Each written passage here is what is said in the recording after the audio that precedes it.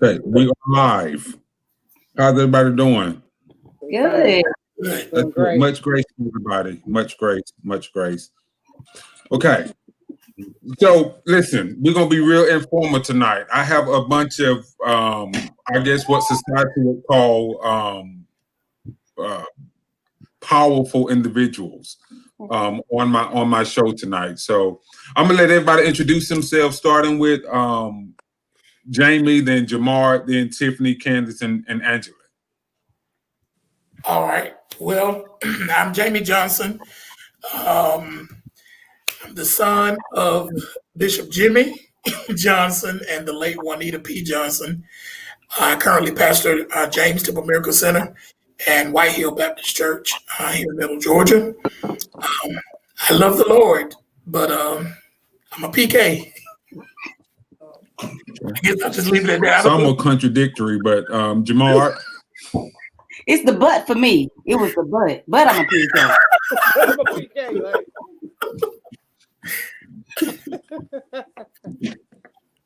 Well, my name is Jamar Walker, and I'm the son of Ronnie and Cynthia Walker. And I had to stop by their house today to get on this session. So my mom was like, she's wanting to know how long we're gonna be so she can get back to making her greens. But anyway, I'm glad to be here. I am, as I said, I'm the son of Cynthia Walker and Ronnie Walker. I am a worship leader and realtor, and I am also a PK, and I still love the Lord. Tiffany? I'm Tiffany Boone. Just nobody's trying to tell everybody about somebody. My parents are, since we're calling out our heritages, my parents are Bishop Jimmy. That's only right. And Deborah Boone. I am the deaconess. I'm kidding. I serve at Newberry, and I have a daughter, and her name is Elena, and I voted for President Biden. Okay, and we're gonna touch on that in a second. Candace. I'm Candace Lewis. My parents are Pastor Ray and Yolanda Lewis. I'm a PK. I currently serve as a minister of music at Destiny World Church in Austell, and just glad to be here.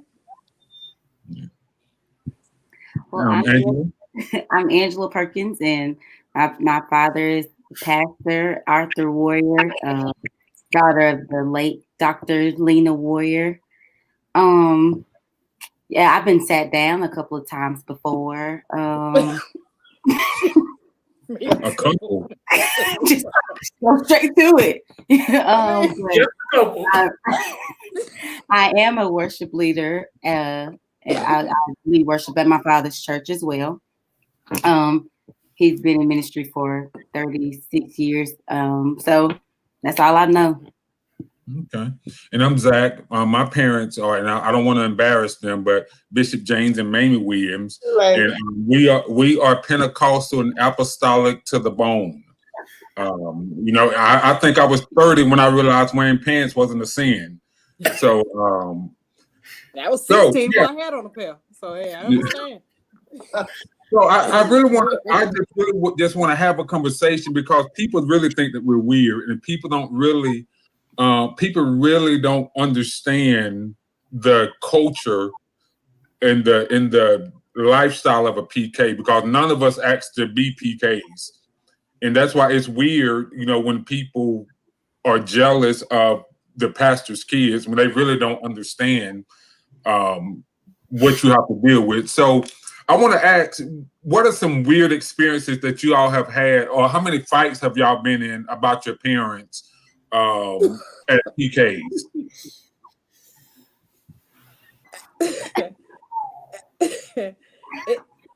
We don't even know where to start. I served in ministry at my mom's church with Zach. And, I remember. For maybe it was like maybe 2-3 years straight. I think we were in the office once a week for something. I remember one time we came off a fast. It was a 3-day consecration, and all the saints we came together to eat soup together and drink hot lemon water. You remember that, Zach? I remember. And I remember the saints got to, stand up and talk about the things that God's done for them on the consecration. And this one lady stood up and said that God had to deliver her from me and Zach. Deliver her from me and Zach. Well, she stood up and in the microphone, like we had to respond, like praise the Lord, the whole night. It was crazy. Like, she stood up and said she didn't like me. Crazy. Yeah. She stood up and said she didn't like me, and she didn't know why. But so because I'm really curious about like the background of y'all's churches. I know Tiffany, you grew up in Church of God by Faith. I know Candace grew up in Church of Christ, Holiness unto the Lord, built unto the Pillar of Truth for all people. I know Jamie. I know James Temple. I know Jamal at UPAW. I know Angela. You're non-denominational, right? Mm-hmm. Yeah. So is there a difference between a PK of a Baptist church and the PK of a Pentecostal church? And what are those differences? What do they look like? I think the PK of a sanctified church, we didn't get a lot of rest. We definitely didn't get a lot of rest. All of the time. Like my dad pastored both at one time. So to be honest, the children were the church. Like we had to do everything in the church, from playing music to singing which is why we're probably ministers of music today. Because we just execute well. But having a father that was it was different as far as the services went. Of course, no offense to Baptists, but that side was a little bit boring to me. But of course, the Pentecostal side, and I attend a Baptist church now. I love my church, but back then it was just a little weird. But the Pentecostal side was a little bit more energetic, so it was always a different type of anticipation. But having to work in both, to me, it was kind of all the same because we had to do everything. Candace? Yeah, because Destiny is a Baptist church. Your church is Baptist or no? It was. It's now non-denominational, but it still has some of the Baptist like principles, so to speak. But so it was kind of a mix. I say they Baptist, they shout, but not all day. As far as like growing up, I grew up in it was non-denominational, I reckon, but real deep deliverance. With the vomiting in service and the breaking the yokes and scaring us half to death. That's kind of what we grew up in. And so it was so extreme that when you go to a Baptist church, or you think that they're doing it wrong, because no one is vomiting or running or rolling on the floor type thing. But something very interesting happened with me in Church of Christ, Holiness unto the Lord. Our older, the ones who created the doctrines and the rules, my great uncles, great grandparents, and all that. Like they used to say something to me that used to be so impressive. Like, oh, we learned to read in the Bible. It was like, oh, okay. But as you get older, you understand like your comprehension. This is why we didn't wear pants. Right. This is why we couldn't have, our ears pierced, because we're relying on your comprehension of the word, and we trusted it. And so, having to unpack some of this stuff has been kind of crazy down through the years, but grew up in a very sanctified, didn't wear pants. I was 15. Well, that they knew well till I was 16. I was changing clothes on the bus at 12, but it's what it is. Hey, you say, hey, you got to survive how you got to survive. But it's rough on these streets. So, growing up, very deep down deliverance, holiness, Pentecostal is how I came up. So do y'all think that, because everybody on here is musically inclined in some way, shape, form, or fashion? All of you are, I think everybody's on here safe except one person. But do you all? Is that the host? Right. I'm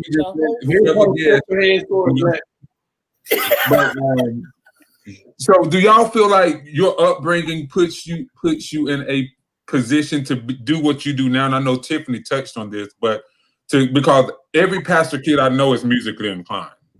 People don't want to talk about how you had to usher with the short sleeve white shirt and the long black tie before you got in the choir, and you had to be your parents' armor bearer and everything before you got on the platform that you're on. So do you guys feel like people, you feel like all of that set you up to be able to operate in the spirit of excellence that you all do now? Because Angela, I do remember coming to Decatur, and your mom made everything stop because I guess she wasn't flowing the way she wanted. You don't remember that, but you was anointed to you, but apparently your mom was like, no, baby, this is not it. And that's just a type of embarrassment that pastors' kids have to deal with, because what you gonna say, right? No, right. But, so do y'all think that set y'all up to do what y'all are doing now? I would say yes. The transition for me, because I had a mom. She was very hard. She was very tough on us. She was tough on her children. Now she was tough on the members and stuff like that, but she had a different, the way she expected us to be. And so because of that, and from being young and transitioning to having to sing and having to lead and having to do these things and be catapulted up front all the time. When I moved from Alabama at 27, I moved to Florida. I refused to do anything. I found a church where I could just be a lay member. And I sat down, and I did not work. I did not sing. I didn't do anything for a long time because I was exhausted. I didn't want any expectations anymore. I was glad I wasn't nobody's preacher. I wasn't the preacher kid in the church. They didn't know me, and I enjoyed that for a while. But then the weight and the desire and everything that had been just embedded into me was wanting to come out and begin to operate again. So then I did. So when I came back, now it becomes a choice, because I didn't feel like I had to anymore. Now it's because I want to. And it's a totally different, you can give of yourself totally differently when it's forced versus when I am choosing to worship. I am choosing to lead. I'm choosing to show up. And that's what I learned when I moved away. I can go to church if I want to, and if I don't, I'm going to sit here and listen to whatever bishop is on TV. And I felt okay with that. I didn't feel convicted. And my mama called me and was like, girl, you need to be at church. And I felt okay with telling her I'm all right. But then when I came back, I'm committed to what my choice is. And I think that's where being able to get to that point. And I hope that all preachers' children get to the point where they can choose and not be disrespectful, but understand that, hey, if I'm doing it, I do it because I want to, and I don't want to feel obligated. So yes, I feel like my upbringing has put me in the position where I was trained to do what I do now, but my heart and desire is the passion behind it now. Tyler Perry, Jamar, could you touch on that, please?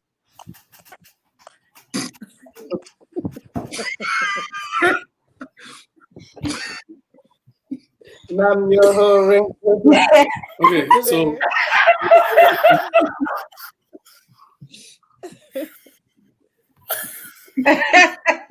thank you, Zach, for helping us with our prayer life. We appreciate that. But no, seriously, I do think there is a level of excellence that our experience probably prepared us for. But I also think that there's a level of authority as well, because we had to render in all kind of situations. Like we may be in a setting where we have a bass drum and a lead guitar, or we may be in a setting where we had, a full band and, an elaborate music ministry. But we learn how to cope with whatever situation we're in and to adjust. So I think with that, along with some other things, there's also a level of authority in our gifting that some of the things that we used to do, like me and like Tiffany, like some of the stuff that we do when we minister, years ago, it would have been considered super weird. And we would have been considered the outcast. But today, because there's such a demand, I think, for that level of authority in the spirit, then I didn't think it was going to be this heavy. But anyway, I think there is a demand there. So it's kind of interesting that is taken front and center. So because I know everybody in here at some point and probably currently is operating in ministry except one person. So did you all have a resistance towards that before you became comfortable with, okay, this is who I am, this is what I'm going to do? Because a lot of preachers' kids, it's like very extreme. Either they want nothing to do with church when they get to that point of choosing, or they choose to go all in and pursue a certain facets of ministry. So did you all deal with that kind of resistance within yourself? Like Angela said, I don't want anything to do with this. I'm tired of it. I'm going to do my own thing, whatever the case may be. And when did you get over that and decide that you're going to go and be a worship leader, a pastor, or an actor? So I think for me,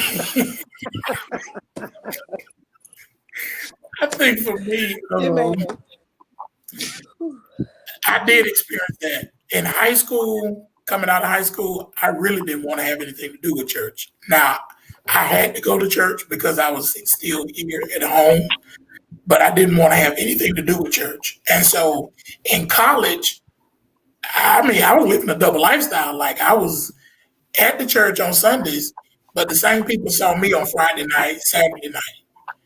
So, and it was crazy.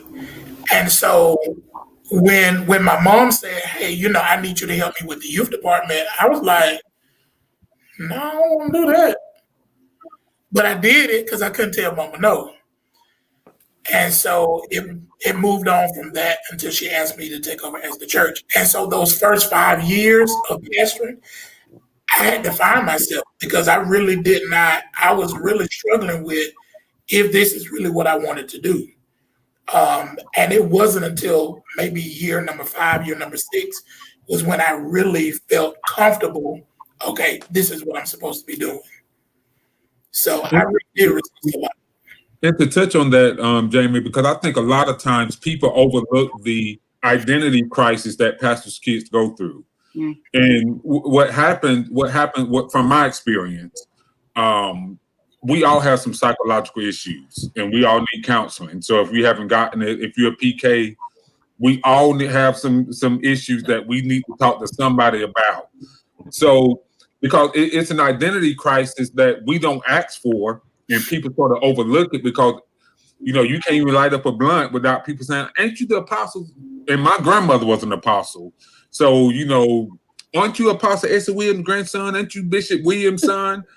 I'm like, can I just smoke my blunt in peace? Without you blowing my high because you bringing up, you trying to make me feel convicted. And I'm just have a prayer. And listen, I don't smoke. I'm just making a I don't smoke on here. But I think a lot of people are going through an identity crisis. So how did you all deal with that identity crisis? Because I don't know a PK who hasn't gone through that, where they wanted to do something but they couldn't do it because of the image of their parents. So how did y'all deal with that? Anybody? Did it anyway? Yeah. Yeah, I mean, you're sneaking to it.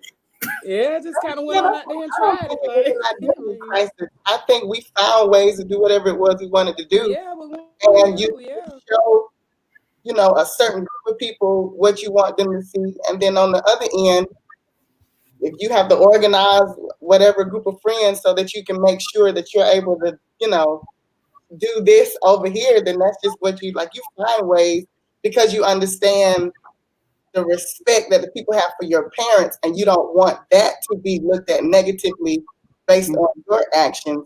So let me find somebody that I can be myself around. So I don't necessarily think it's an identity crisis. And then perhaps it is. Maybe we are being, two different people or two different personalities, but I just think we find a way. And I'm gonna say this, and then I want to move to a different set of questioning. And it was a very interesting life at the PK. But one of the things I know that it could be worse for all of us on here because Paula White could be our parent. So we have to at least thank God for that. Brian Corn could, anyway. So we're gonna move past that. So I want to sort of shift the conversation just a little bit and talk about some of your preacher people outside of your parents who are some of your people that you looked up to outside of being a PK, people that made you want to be in church outside of like having to be there from your parents, like some of your favorite preachers, favorite singers that made you fall in love with not God, because I know all of you love God, on here, but with church, because church is a culture. So, some people love God, some people love church culture, and you can do both. I know that's not a popular position, but what made you fall in love with the culture of church after growing up in it? Like music. I'm not going to lie and be like, I just enjoyed the preaching. I mean, it was good, but I was attracted to singing. Amazing worshipers, amazing praise and worship leaders, good church choirs, so that was my huge attraction that made me kind of just realize that's where I wanted to be because I enjoyed what I felt. Okay. And the fact that I could do it too. Candace? Well, obviously. No. Go ahead, Jamar.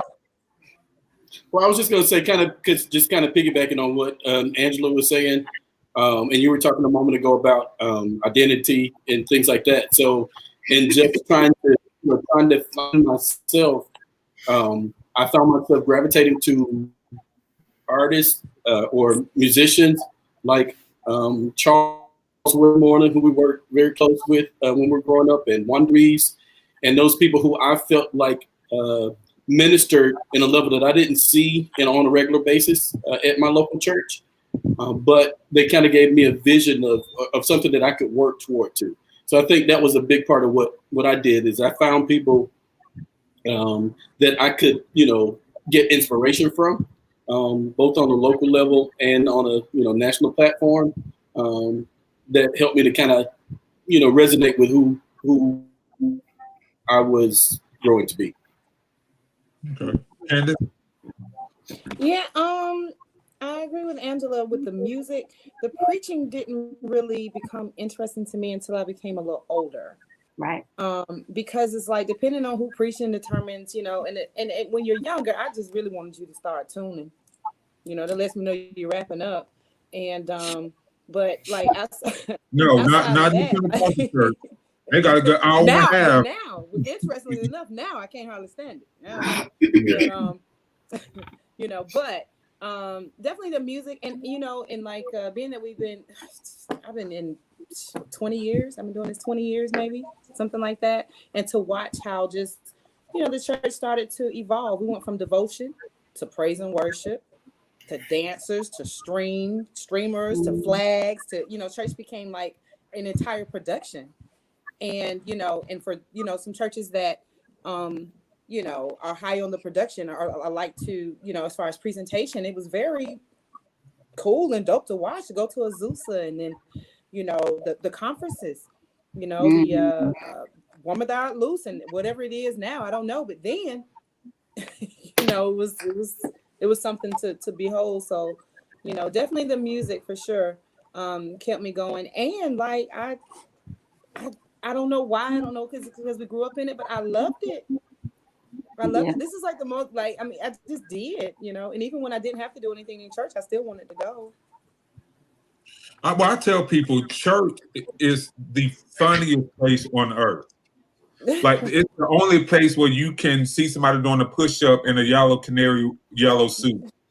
And it's just normal.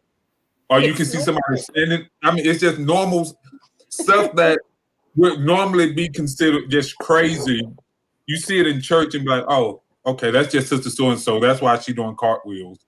You know, it's just, church is the funniest place on earth. And it doesn't take away from the spirituality of it, but it's just funny.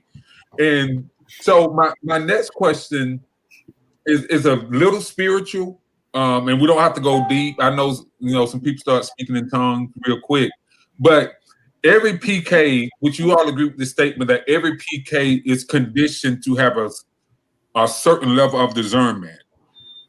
Would you all agree with that statement? Yeah. And I think that refers from all of us being overprotective of our parents, and we see people who are the snakes behind the robes, who our parents probably would give their rent money to, and suffer because they're giving that to them. But so my question is, with that discernment, I'm assuming it has developed and grown since, but what do y'all think the state of the church is now, looking from a PK's perspective? What do you think the state of the church is at this point? We'll start with Bishop Johnson. I'm gonna give you your church titles for these particular questions. Thank you. I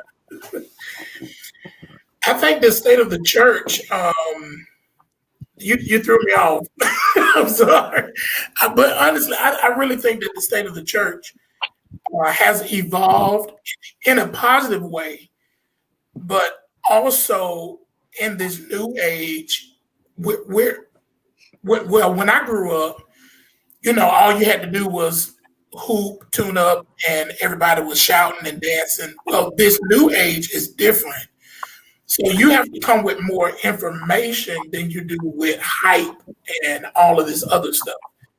And if you're not giving any foundation, then people not, those emotional people are very few and far between now.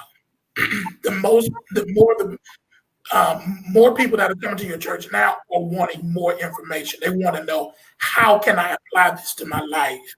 How can I make my life better today than it was yesterday? And so emotionally, I think the church has gotten better in some areas, in some arenas. Some areas and some arenas, it seems like it hasn't progressed at home. But I think in reality, the state of the church has grown.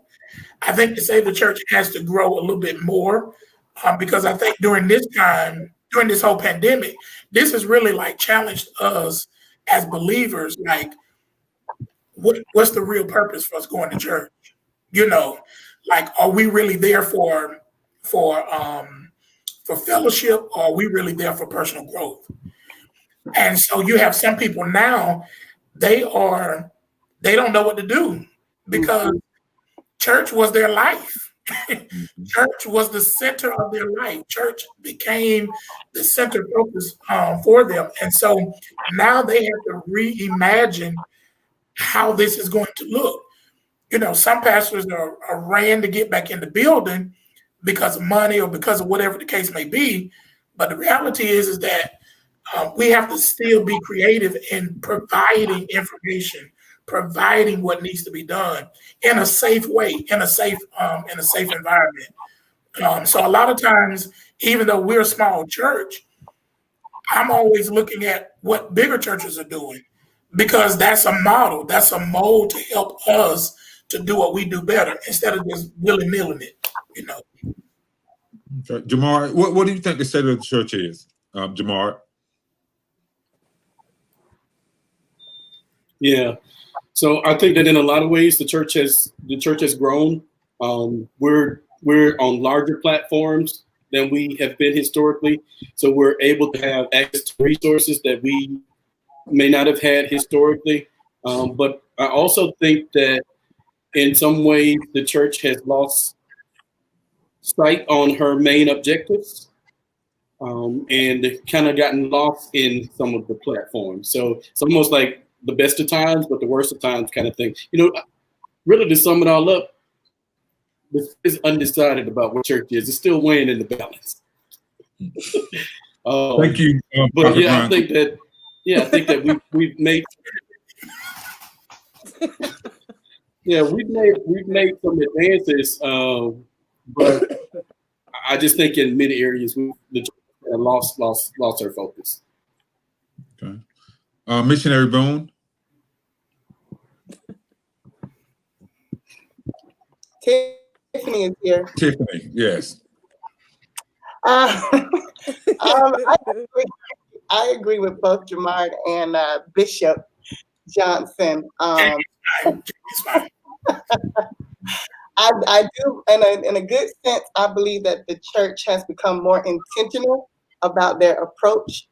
And I think that it has really gotten to a place where you don't have any energy to reciprocate back to you. So now it's like, you know, like Bishop was saying, your real purpose has to show up.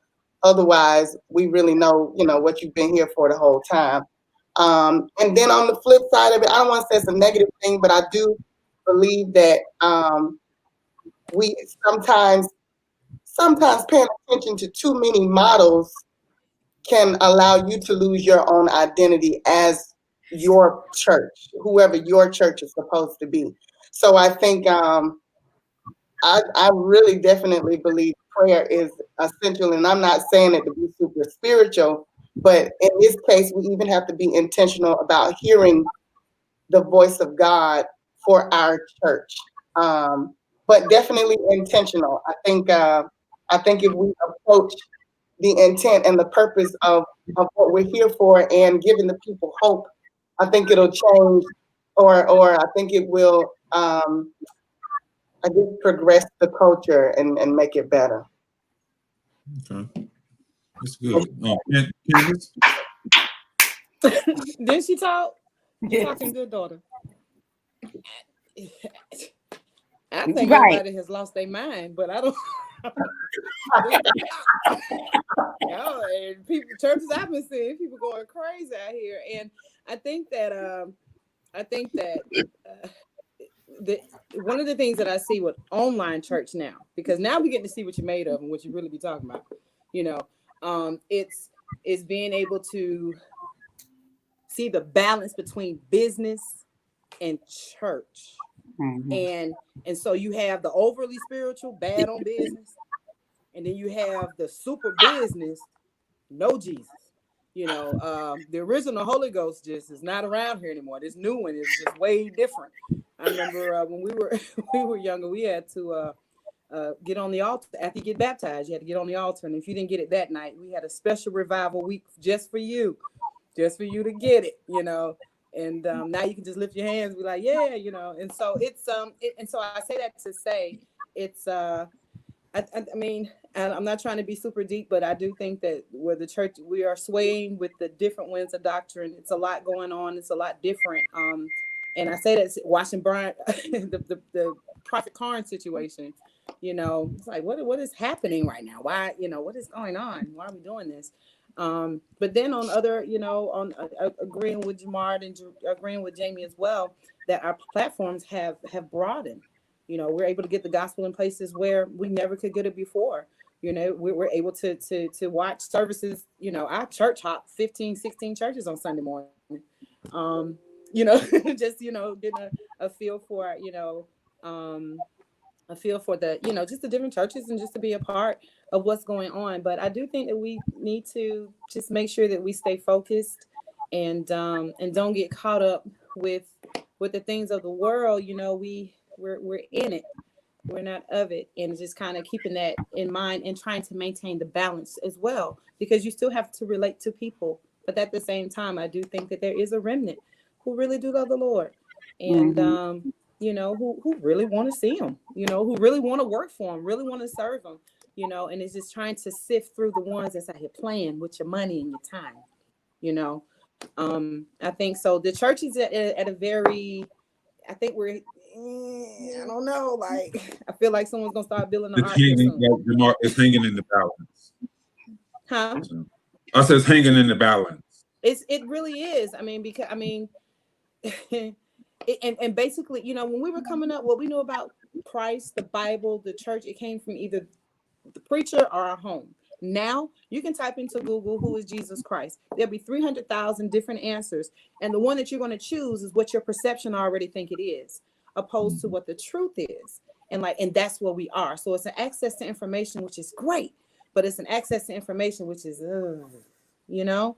And so it does make preaching a little different. You're going to have to study, because we no longer take your word for it. We don't take your word for it. It's like, I may not know everything the Bible say, but I know it don't say that. You know. And so and so I think that's, you know, the preachers are having to put forth a better effort than just tuning in hymns. You got to give us something to eat here, you know. Yeah. So. Angela? Y'all got it. I mean, I'm number 5 on the list, so I disagree with everybody. I think that everybody's experiencing what church is, where they are, and seeing what they see and feeling what they feel. And I think we are in a temperature check where we're checking where we are, the pulse of the church, you know, the pulse of my individual ministry, and how active is it really? You know, what is it really doing? And I think this pandemic has caused us to, you're going to see the people who are lazy, who will say, oh, I don't have to go to church anymore. Great. You know, I don't have to be active anymore. And then I think it's also causing the traditional with the advanced or the more radical or the more tech savvy to come together, because you have the old man who says, you know what, I don't know how to stream. So it caused the young man to say, hey, I can show you this. So let's work together. Let me add my technology to your wise counsel, and we can work together. And if we use it in that way, then I think that this pandemic can actually be even more effective. But it's causing us to really temperature check and pulse check where we are and push a little harder. And so, I mean, it's not a bad place to be, because I think sometimes it's really good to stop and say, hey, where are we as a ministry, and what are we really doing, and how effective and impactful are we really being? How creative are we being? You know. And so I think it could be a good thing, you know, and as well as a unveiling. And that sometimes it's hard to see yourself and then say, okay, hey, this is really what I look like, what we're doing. We need to fix it. And that's good. And I'm going to answer that question as well. So y'all might want to hold your breath. I think the state of the church is suffering, and it's suffering from bad theology. It's suffering from a lack of cultural relativity. I think if we were to get scriptural, and I'm not going to get no ordination license, Bishop Johnson, but the church, the world is a direct reflection of what goes on in the church. And so when we see chaos in the world, it's because of chaos in the church. And so when we turn on our TV, and I'm willing to bet, and I haven't done the analysis of this, but 90% of the preaching that I hear is theologically inaccurate. And that's something that's something people don't want to talk about, you know, but it's true. Your advisors, so that you don't have to have that statement in your life. You said what now? To get you some new preaching advisors. Well, that's true. Well, the Bible is my advisor. You just said 90% of the people that you listen to, their theology is off. Yeah, and that's because I'll put for me because I consider myself to be scholarly in some sense of the word. When I hear a preacher, it's an insult to me when I know that you haven't studied. And I think it's an insult to people's time. I think it's an don't waste my insult time. to people, That's good. who came actually looking for something, and the only thing you can tell them is that they're about to get a new house or a new car. And it's funny in that moment, but then Or when they you need leave, a better bra. yeah. See, Candace. Say what? See, I thought I was trying to be saved for like 45 seconds. Y'all know But that yeah, was funny. Y'all ain't never heard that before. Don't do that. yeah. So it's just a lot, and you have people who are like, the world is traumatized, and the response of the church is honestly so divided with everything that's going on with politics, everything that's going on with the pandemic. This is exposing the division even racially within the church. And I think as PKs, we have been taught to sort of fight through things. So what's normal to us, other people would probably have died if they had to deal with what we dealt with. And that's just the truth. Because we were conditioned for it from early on. So I think the church is not doing a good job in responding to the trauma that's taking place. The preaching is good, the all of that stuff is good, but there needs to be an appropriate response to everything that's going on. That's my spiel on the church, my clean spiel. I'll say that. So if you guys had to tell a PK, a young PK that's probably 13, 10, 12, 13, whose parents are pastors in an apostolic Pentecostal movement, and I'll say this. Actually, I won't say that, but what advice would you give that child who's growing up in this new era of Pentecostal parental guidance? I think it's kind of based off of the parent. Yeah, you can't tell them to run away from home now. Right, because that's their influence. Yeah. Because if the parent is, I don't even know if I want to. I yield to Angela. I can volunteer. Oh, but I will have to speak to the 13-year-old that experienced where I was at 13. So I had parents who started their own church. So to the child who is a kid to preachers who are starting their own ministry, don't have a large church, and you're having to be very active. My encouragement is to be patient with your parents because they're learning. And this is with the development of the church, but also be honest and be bold enough to be respectful in it, but be honest with how you feel. When things bother you, be honest because at 13 you don't understand. Know that it's a discernment, but you have a feeling in your stomach that this person that's connected to my parent, it ain't right. Be bold enough to say, hey, I ain't got a good feeling about this, and tell them and be okay with that. Just be clear and that's like just to communicate. If you don't want folks at your house that Sunday for dinner because you want your parents to yourself, say, hey, I don't want Sister Lily to come over again. Because she always there and she wears short skirts and I think she want daddy. I mean, it's okay to say that. Never know this. Yeah, you never felt that's a dinner to remember. I'm just saying, so you be just because at 13, 14, you don't know what to do, and you're in the middle of because you're enjoying the perks of being a PK. Because don't get me wrong, there are good parts to it. You eat first, they seat you down. There's a lot of perks. So I don't want to say march in with the family. You get to march in, you get attention. But don't let those things be your only, and don't Don't be that arrogant, PK. Don't grow up to be arrogant, like your ish don't stink. Don't be that person, just be humble, still, and this is a learning process. It's a lot that goes with being a pastor kid, and to be a young kid and have to be surrounded and see so much. I just can say communicate with your parents.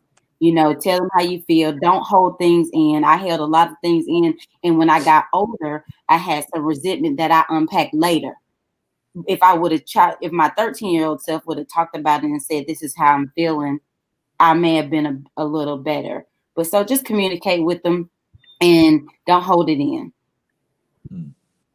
Embrace yourself, because you're going to be your very personal experiences will be discussed in the pulpit.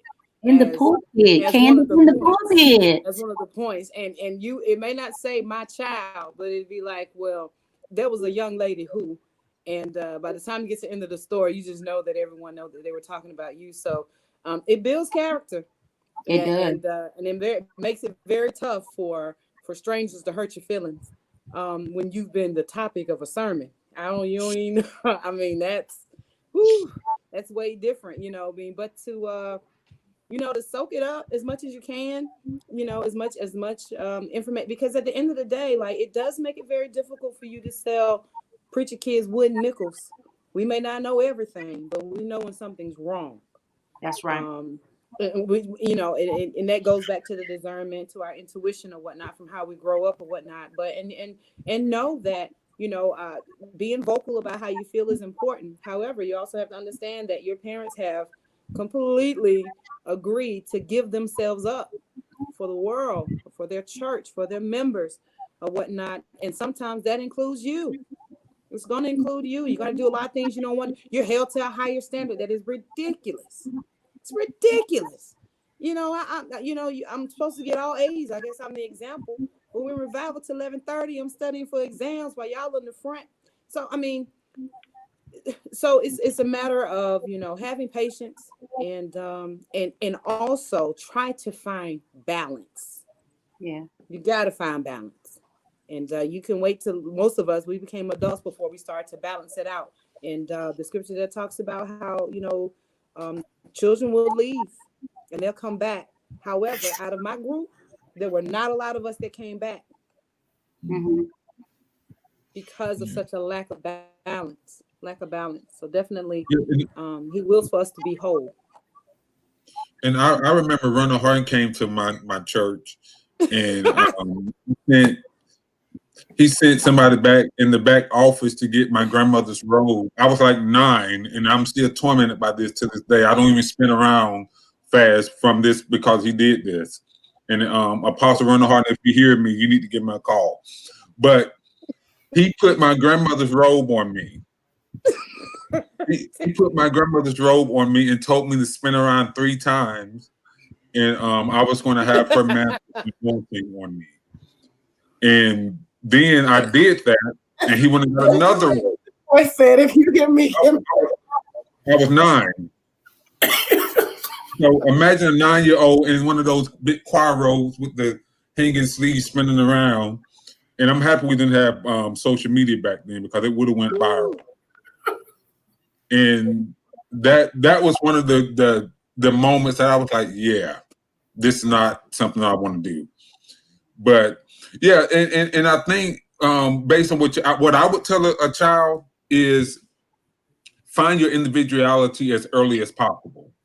Like, and most times we are products of our environment.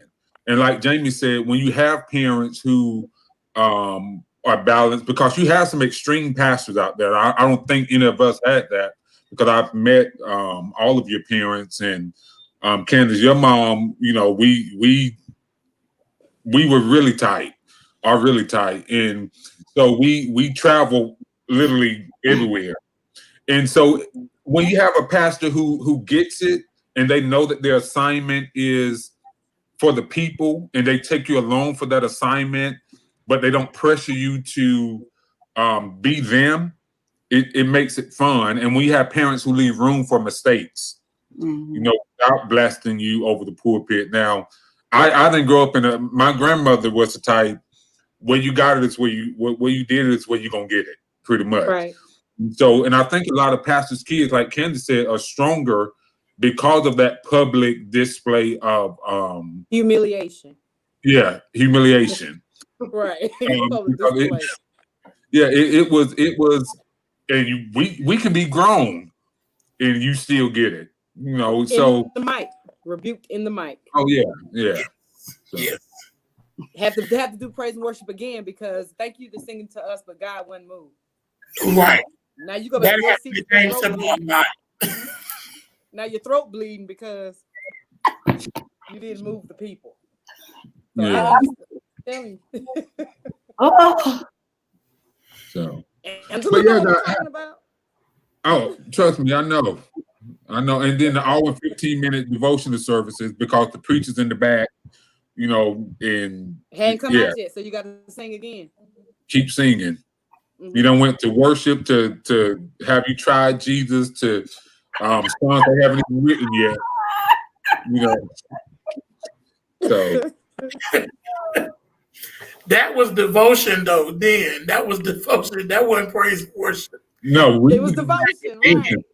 You do devotion, and I guess they think singing "Thank You, Lord" was worship or welcome into this place, but yeah, all in 30 minutes, waiting on the guest preacher to get there. You the pastor's kid, my brother sweating on drums because he's playing for an hour and a half, got splinters in his hand from the wooden sticks, but anyway.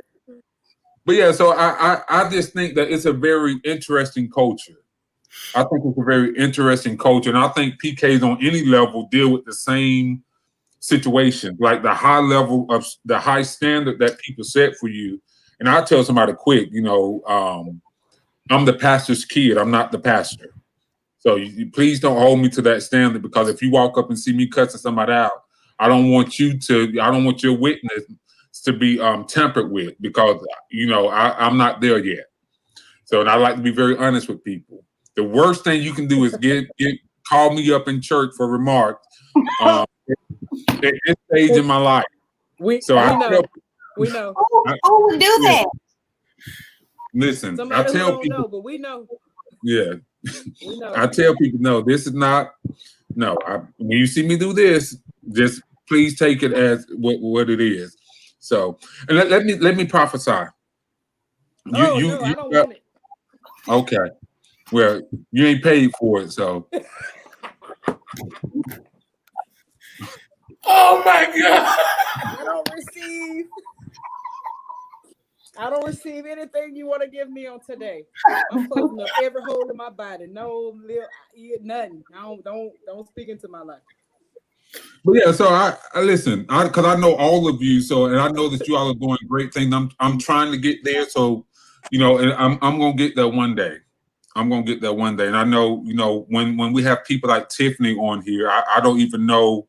I hope the Lord don't call me home because I hope the Lord don't call me home because I have Tiffany Boone on here, and the Lord knew. And one of the pinnacles and one of the defining moments in my life was like I would be in close proximity to greatness, and it could be in person or it could be virtually. And I'm just appreciative that He has allowed me to do that. So thank you, Tiffany. And Bishop Jamie, I know you're a Dallas Cowboys fan, and I'm not gonna hold that against you, but I really appreciate you for coming on. Jamal, I know you got to go and finish filming whatever movie you're gonna make about a man taking care of his family with Tyler Perry Studios, and I know you have to go, so I'm not gonna keep you all long. Over his life, speak over it. Yes. So listen, thank you guys. Thank you guys so much, and we're gonna go ahead and just cut it off for tonight. But I really appreciate you guys. We definitely gonna have to do this again. Definitely. Bye, Zach. All right. Bye. It was nice talking to you all. Thank you, guys.